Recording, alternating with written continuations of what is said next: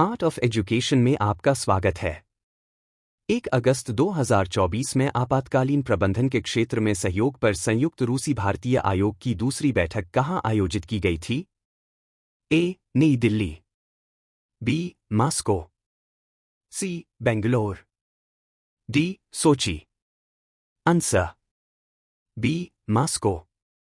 2. Shannon Gabriel, जिन्होंने अंतर्राष्ट्रीय cricket से संन्यास की घोषणा की, किस देश से हैं? ए. West Indies, B. इंग्लैंड, सी.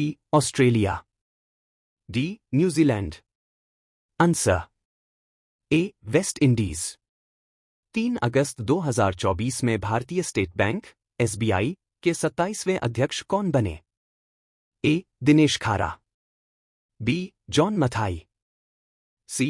Rajnish Kumar, D. C S. Setty. Answer D. C S. Setty.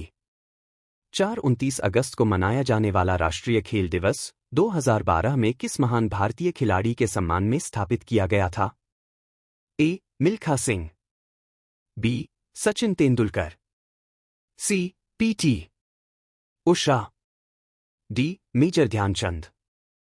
Answer D. Major Dhyan Chand. 5. Bharat ने 3 श्रीलंकाई द्वीपों पर हाइब्रिड बिजली परियोजनाओं के लिए कितने रुपए के अनुदान के हिस्से के रूप में पहला भुगतान सौंपा? A. 0.5 million, B. $11 million, C. $10 million, D. 0.8 million. Answer B. $11 million.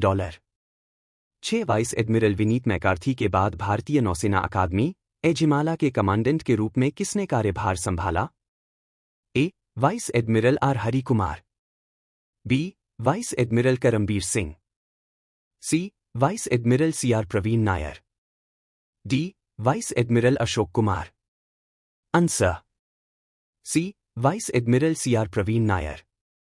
7. Tusker awards में सीएसआर इनोवेशन के लिए किस संगठन को सिल्वर मेडल मिला? A. Indian Oil Corporation, B.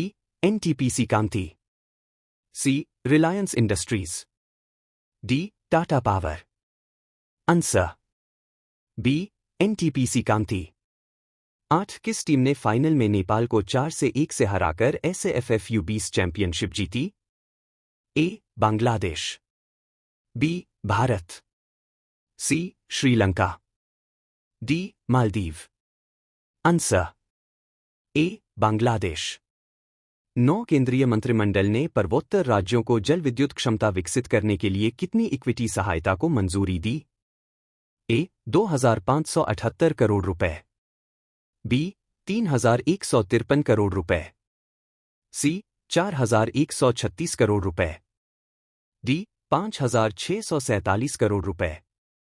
Answer C. 4,136 crore रुपए। 10. भारत सरकार ने इंडियन ऑयल कॉर्पोरेशन (आईओसी) के अंतरिम अध्यक्ष के रूप में किसे नियुक्त किया है? A. Satish Kumar Vadkuri, B. Rajnish Narang, C. Pushp Kumar Joshi, D. Shrikant Madhav Vaidya. Answer A. Satish Kumar Vadkuri. Today in history. Saturday, 31 अगस्त 2024। प्रणब मुखर्जी एक भारतीय राजनेता थे जिन्होंने 2012 से 2017 तक भारत के 13वें राष्ट्रपति के रूप में कार्य किया। राष्ट्रपति के रूप में चुनाव से पहले मुखर्जी 2009 से 2012 तक केंद्रीय वित्त मंत्री थे। वर्ष 2020 में आज ही के दिन प्रणब मुखर्जी का 84 वर्ष की आयु में नई दिल्ली, भारत में हुआ था। 1919 अमेरिकन कम्युनिस्ट पार्टी का गठन हुआ। 1957 फेडरेशन ऑफ मलाया वर्तमान में मलेशिया को ब्रिटेन से आज़ादी मिली। 1919 मशहूर साहित्यकार अमृता प्रीतम का जन्म हुआ था। 1994 आयरिश रिपब्लिकन आर्मी ने लंबे संघर्ष के बाद युद्ध विराम की घोषणा की। 1956 भारत के तत्कालीन राष्ट्रपति डॉक्टर राजेंद्र प्रसाद ने राज्य पुनर्गठन विधेयक को मंजूरी दी। 1998 उत्तरी कोरिया ने जापान पर बैलिस्टिक मिसाइल दागा। Map of the day Bharat. Son नदी। यह यमुना नदी के बाद गंगा नदी की एक प्रमुख दक्षिणी सहायक नदी है। यह मध्य प्रदेश में अमरकंटक के ऊंचे इलाकों से निकलती है, जो नर्मदा नदी के उद्गम स्थल की पूर्व दिशा में है। कुल लंबाई 784 किलोमीटर। नदी का बाढ़ का मैदान संकरा है और केवल 3 से 5 किलोमीटर चौड़ा है। नदी का प्रवाह मौसमी है और सोन नौवहन के लिए महत्वहीन है। सोन घाटी भूगर्भीय रूप से दक्षिण पश्चिम में नर्मदा नदी की निरंतरता है। यह बड़े पैमाने पर वनाच्छादित है और यहाँ आबादी कम है। सहायक नदियाँ। सोन नदी की मुख्य सहायक नदियाँ रिहंद नदी और कोयल नदी हैं। अन्य सहायक नदियाँ गोपद नदी और कन्हार नदी हैं। देहरी सोन नदी पर स्थित प्रमुख शहर है। Map of the day world. Peru, Arequipa, Matarani Ilo, Chile, Tacna. Brazil और अर्जेंटीना के बाद पेरू दक्षिण अमेरिका का तीसरा सबसे बड़ा देश है। यह पहाड़ों और समुद्र तटों से लेकर रेगिस्तानों और वर्षा वनों तक विभिन्न प्रकार के परिदृश्यों से बना है। राजधानी लीमा।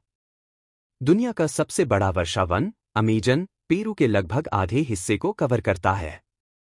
पेरू की सीमाएं कोलंबिया, ब्राजील, बोलीविया, चिली और इक्वाडोर से लगती हैं। जल निकाय इस क्षेत्र में टिटिकाका झील का एंडोर्हिक बेसिन और अमेजन बेसिन अटलांटिक महासागर में गिरता है। पेरू में ग्रह का 4% ताज़ा पानी मौजूद है। पेरू की सबसे बड़ी झील पेरू और बोलीविया के बीच एंडीज पर्वत श्रृंखला के बीच टिटिकाका झील दक्षिण अमेरिका की भी सबसे बड़ी झील है।